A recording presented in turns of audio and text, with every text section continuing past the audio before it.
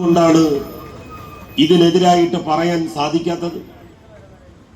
ബഹുഭാഷാ പണ്ഡിതൻ എന്ന് അവരവകാശപ്പെടുന്ന ഒരു വ്യക്തിയെയാണല്ലോ അവർ പാർലമെന്റിലേക്ക് അയച്ചിരിക്കുന്നത്. ഏതെങ്കിലും ഒരു ഭാഷയിൽ, ഉറുദുവിലോ ഹിന്ദിയിലോ ഇംഗ്ലീഷിലോ മലയാളത്തിലോ ഏതെങ്കിലും ഒരു ഭാഷയിൽ, സംസ്കൃതത്തിലാണെങ്കിൽ സംസ്കൃതത്തിൽ കേന്ദ്ര സർക്കാരിന്റെ മൂക്കിന് നേരെ വിരൽ ചൂണ്ടി പ്രധാനമന്ത്രിയെ, അമിത്ഷായെ ഒന്ന് വിമർശിക്കാൻ എന്തേ മുസ്ലിം ലീഗിന്റെ അംഗങ്ങൾക്ക് കഴിയുന്നില്ല?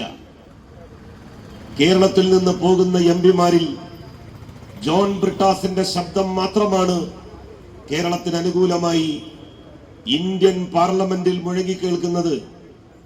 ഇവിടെ നിന്ന് പോയ 19 എംപിമാർ, ആ 19 എംപിമാരുടെ നാവ് എവിടെയാണ്? അവരുടെ ശബ്ദം എവിടെയാണ്?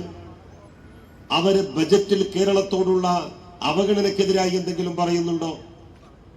SIR രാജ്യത്ത് നടപ്പിലാക്കാൻ വേണ്ടി ശ്രമിക്കുന്ന കേരളത്തിൽ അത് ഗുരുതരമായി ബാധിക്കുന്നു എന്ന രീതിയിൽ ഇന്ത്യൻ പാർലമെന്റിൽ ഒരു വാക്കെങ്കിലും കേന്ദ്ര സർക്കാരിനെതിരായി പറയാൻ ലീഗിന് കഴിഞ്ഞിട്ടുണ്ടോ? പല അന്വേഷണ ഏജൻസികളെയും മുസ്ലിം